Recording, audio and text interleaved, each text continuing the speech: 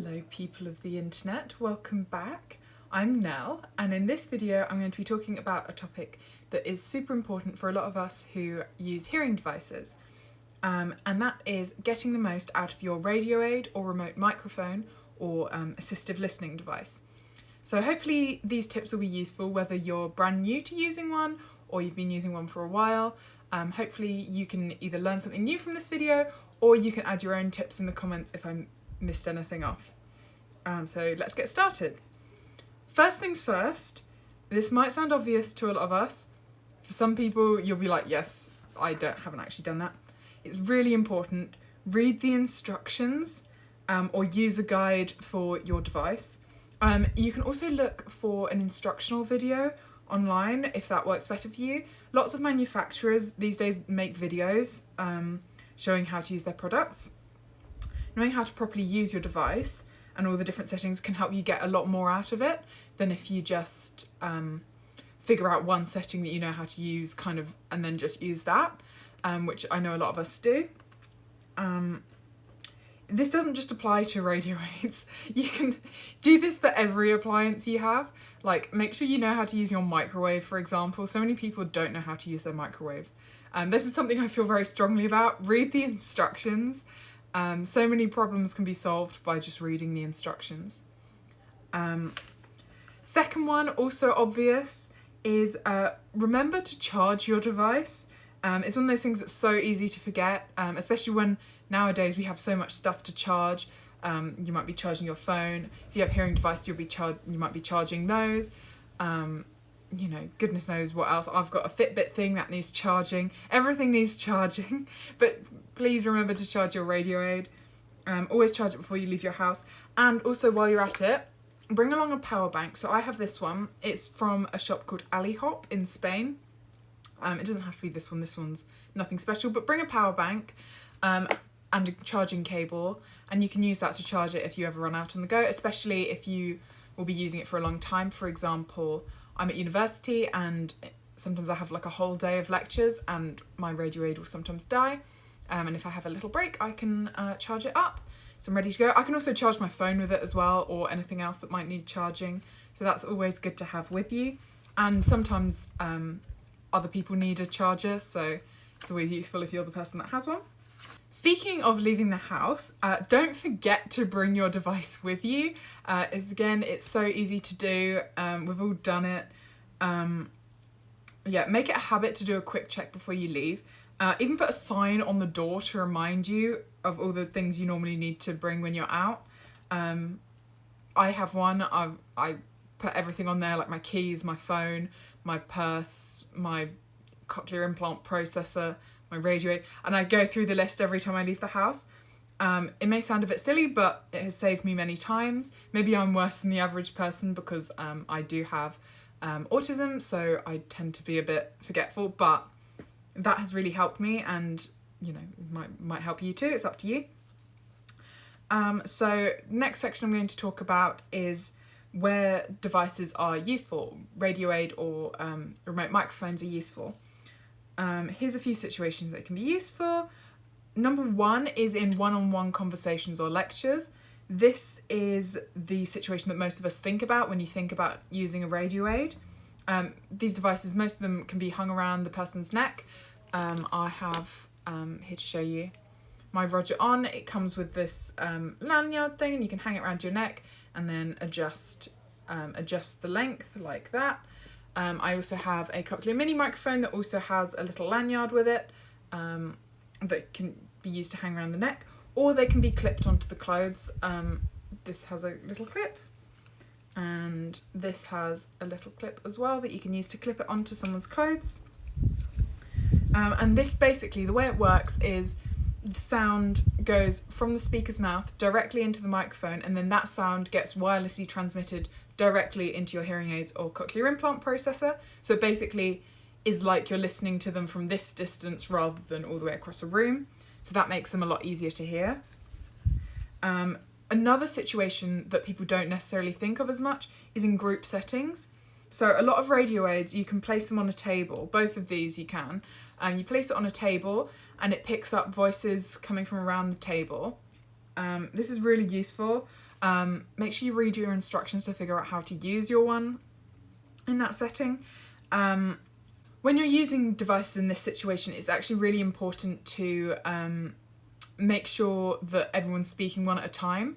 These are great, they're not magic. So if everyone's talking at the same time and you don't hear well in background noise, you're still not going to be able to hear with a radio aid. If people talk one at a time, that helps a lot. Basically, it's just bringing their voice closer to you and helping to filter out some of the background noise. So that's where they're useful, but it's only as good as the people using it, basically.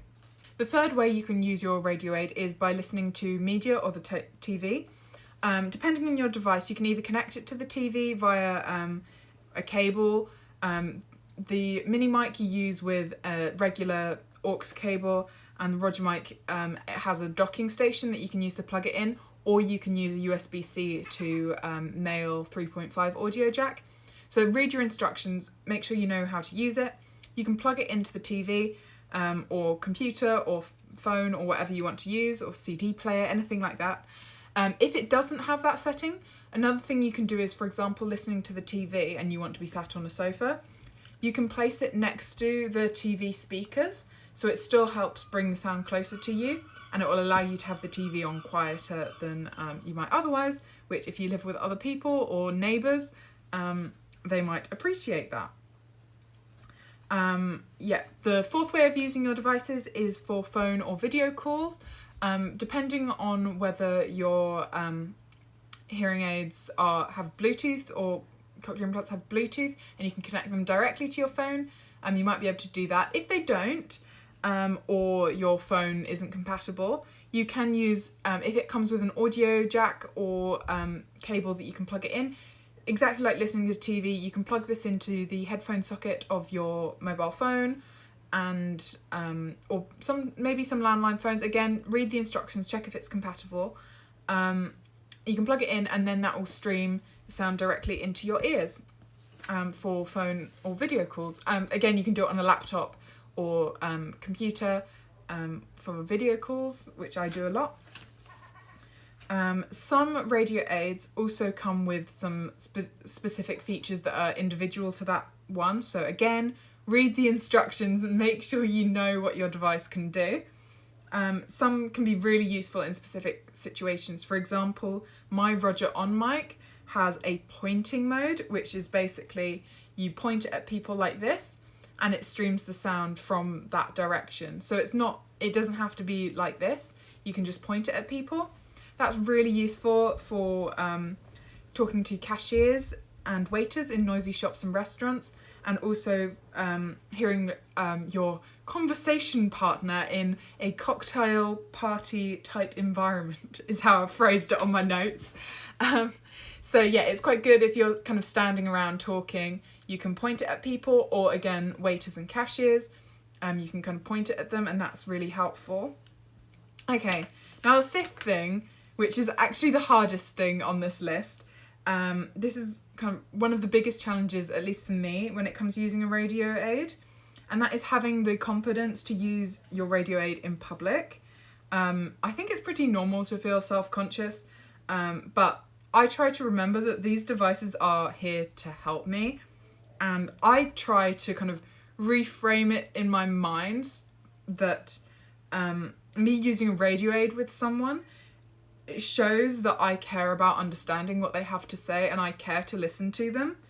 And it's therefore more polite than if I were to just kind of sit there or stand there and just nod and not listen to anything what they have to say because I can't hear them. If I have another option, it's more polite for me to use the radio aid. That's how I frame it in my head, so I don't feel as embarrassed about it. But I still struggle. I think a lot of us do. One thing that has come up with me is people thinking that I'm trying to record them. This is kind of awkward, and I'm not very good at explaining myself in situations like that. But honesty is usually the best policy. I just try and explain that it's a device that helps me hear better. Most people will understand and appreciate that, but you know, you can even show them how it works. If that doesn't work and they're still going to be rude to you, then that's their problem, not yours. I know that's easier said than done to not feel bad about that.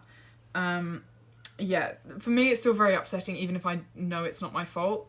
So yeah, just know if you feel like that, you're not the only person. I'm still trying to get better at that myself, so I don't necessarily have any tips, but these are all I have. Another tip for getting more comfortable using your radio aid is to start using it in less intimidating settings. So if you're just at home with family or friends, like a family dinner party or something, that might be a good situation to maybe start using radio aid before moving up to like maybe work colleagues and then strangers as your kind of advanced step.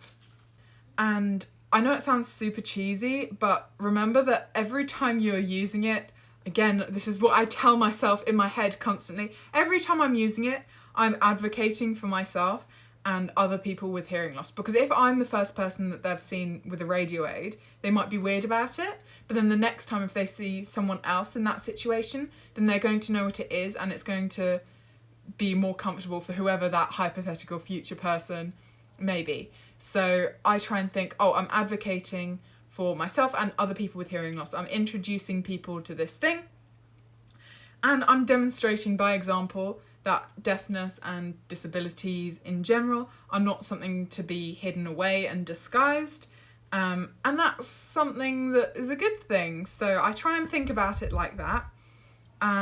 So in conclusion, to wrap everything up, here are the key points to remember. First one, read the instructions or watch an instructional video. Secondly, charge your device and bring a portable power bank and charging cable everywhere that you take your radio aid. 3, don't forget to bring your device with you. Put a sign on the door if you have to. Number 4, use your device in various situations, one-on-one, group settings, for media and video calls. And number 5, take advantage of specific features like pointing mode in noisy environments. And 6, remember to be confident and try and improve your confidence with it. Maybe build up slowly from more easy settings to more advanced situations, harder situations. Yeah, so that's everything for this video. I hope you found these tips helpful. If you did, I never say this in my videos, but I'm going to try and start. Please like the video, or if you didn't like it, you can always give me a thumbs down, but I'd rather you didn't. And you can subscribe if you'd like to see more videos. As always, if you have any questions or any other tips that you might have that you think could be helpful, please leave them for me in a comment. And thank you very much for watching, and I'll see you in my next video. Bye!